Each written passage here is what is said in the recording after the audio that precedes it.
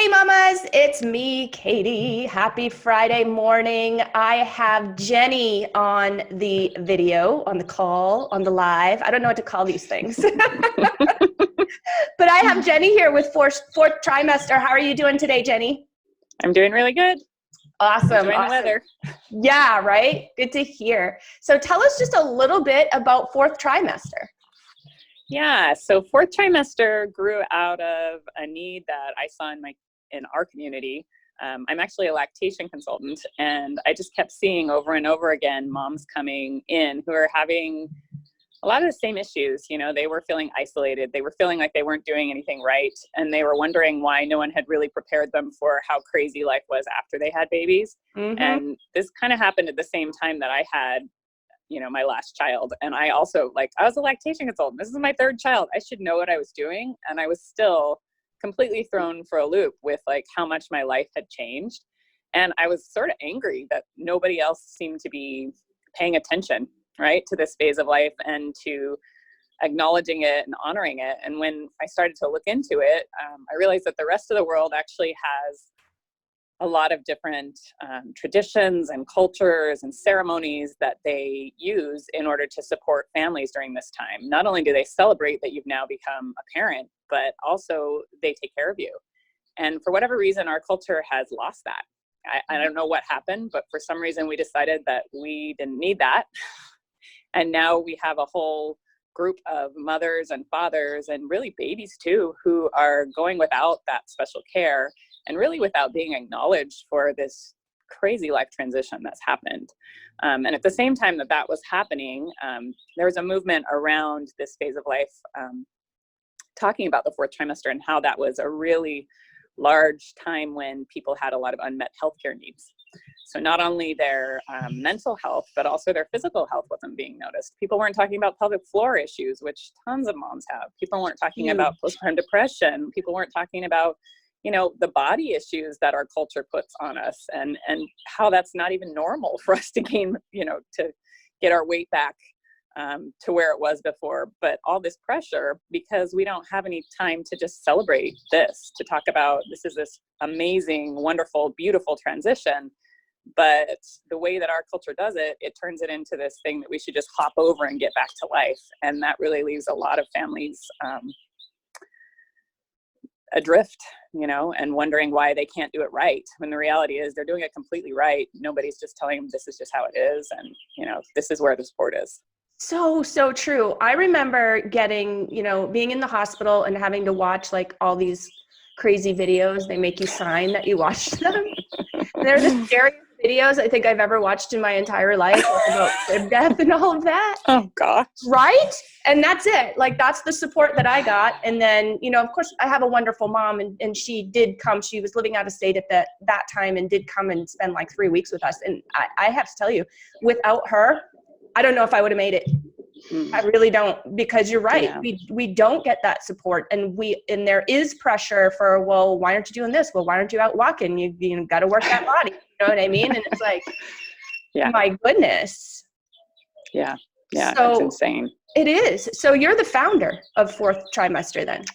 Yeah. I have a lot of really amazing partners that help us as well. But yeah, I was the one who founded it. Yeah. That's spectacular. So tell me again, how long ago was it that you... 2017, we became an Arizona nonprofit. And then January 2018, we filed for our 501c3. So yeah, we got it. Awesome. Oh, I love this. So give me some examples of maybe some of the families that you've helped, maybe some stories that stick out in your mind, just so that our audience can kind of understand, yeah, we get it. Okay, there's definitely a need for support for this particular transition, but what does that look like exactly? Right. So what we like to do to support families during this phase of our organization is we've had now 3 large conferences here in Arizona. Fourth Trimester Arizona Conference, and we had one in 2018, 2019, and our last one was just March 7th. And lucky you got in right before things closed down. I know, right? Yeah.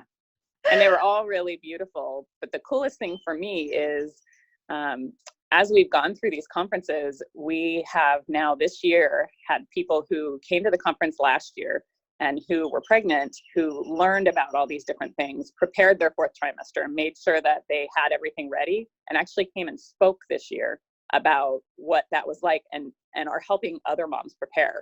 One of the moms, her name is Keely Bruner, she came and she spoke with her baby on her back about how she prepared for the fourth trimester and what she did and how she made her life easier. And it was amazing. I mean, everything at that conference was amazing this year, but that was maybe one of the coolest things ever. Because, you know, and she's said to me multiple times, like, this is what every mom needs, is to know how to do this so that we can make this phase of life so much easier. And that's why she wanted to share. That's why she wanted to be part of it. So that one's really cool. But I think the other parts are that, you know, so many moms have had feelings like, I'm not doing this right, or why am I feeling, you know, like this isn't that fun? I mean, right? And to have a space to come together and actually have sessions. We've had counselors come every year who specialize in postpartum mood and anxiety disorders. This year, Michelle Lacey came and talked about the myths of motherhood and how they can lead to postpartum depression and mood and anxiety disorders. And it was like every mom is over there going like, oh my gosh, that's me. Oh my gosh, I feel like if I don't, you know, absolutely love every part of motherhood, then maybe I don't love my children. Right. So having moms come up to me and say, oh my gosh, this is so important.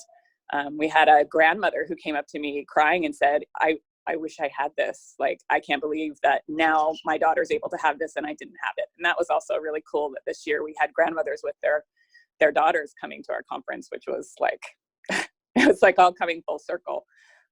Yeah, so that's one big thing that we do. And then we have also been doing monthly gatherings since before our first conference. So since 2017, we've been doing monthly gatherings at the Idea Museum.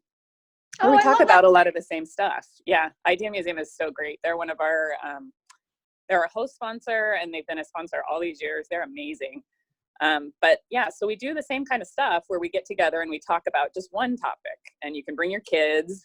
Once the museum is open again after this craziness, yeah, no doubt, you can bring your kids and, you know, be around other parents talking about like, what is this like? Like, how are you dealing with this? So it's been, I think those have been just as impactful as the big conference, because they're like a constant conversation. And we've had moms who have attended that come and be volunteers at our conference. Really want to become a big part of fourth trimester and what we do. We have an amazing team that does social media who we met them at an event, and then now one of them is doing a lot of our community gatherings. She's amazing. Narita Martinez is out of this world amazing. And so, you know, a lot of that came out of the fact that she had a 1-year-old, you know, and was going through all this stuff too, and wondered, you know, am I the only one that's feeling like it's hard to get out of the house? Am I the only one that's feeling like I never have it together? And when she came to one of our events, she was like, oh my gosh, no, I'm not. It's all of us, every single one of us. Yeah. Well, right. And I don't know that we share it enough with one another so that we can feel all in the same boat, you know. Yeah. It was fascinating to me as you were talking, this gal that came and spoke and worked with her baby on her back. I love that. And, you know, I work with a lot of business owning mamas, and I don't know, maybe I'm just becoming more aware of it, but I feel like it's becoming more accepted to be a mom and work at the same time, and have your baby on your back, or have your toddler on your lap, or, you know, heck, take them to work if need be. So I think that's pretty cool, because I mean, you look in, like, I'm not, you know, saying that we're like animals or anything, but if you look in the animal kingdom, what does mama do? You know, baby's always on her back when she's hunting or gathering, probably not hunting, but gathering and doing, you know, whatever it is that they need to do. So I think that's a pretty cool thing. How can our audience connect with you, or even better, somebody who's maybe just about to go through this transition and is looking like, hey, you know, I don't really know what's going on here. I'm a little frightened. You know, maybe connect with you. So how can they do that? Yeah, so we have a pretty good social media presence, Facebook and Instagram. They can definitely go on there and find us. We have a website, fourthtrimesteraz.org. And they can go on there as well. We also have a lot of videos from our previous conferences up on our YouTube channel. I think there's a link to that from our website, but definitely you can find them on Facebook. One of my favorites is Sex and Intimacy After Baby. And that's a local gynecologist who came 2 years in a row and talked about that. And to packed house. You know, like everybody wants to know about that. So that's a really great one. But they're also welcome to email us, give us a call. You can find our information on our website. And I'm the one who answers a lot of the emails. So if you want to chat with me, that would be great. We're always looking for volunteers. We're always welcoming mamas into the fold. This next month in April, we're going to do our community gathering online. So I'll be talking to Katie about how to do that with Zoom now that I know she knows how to do this. I'm a pro now. That's awesome. Yeah, we're going to have a local psychologist come and talk to us about, you know, what this phase of life is like, and hopefully we'll be able to slide in some more information about how this crazy COVID-19 stuff is impacting, you know, this transition to parenthood, which is something, you know, no one could have predicted, and it's new for everybody. So, yeah.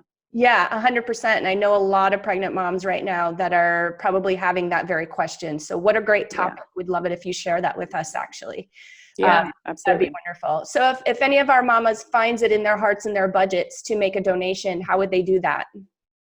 Yeah, so they can go on to our website, and we have a link to donate to PayPal, and the funds go towards our Village for All Fund, which enables us to give free tickets to our large event to low-income families.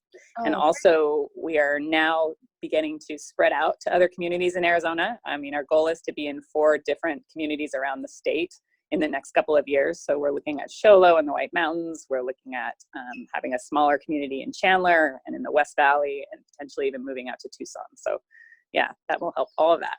Beautiful. Well, MOMnation is growing into those areas as well. So if there's anything that we can do to assist, certainly let us know.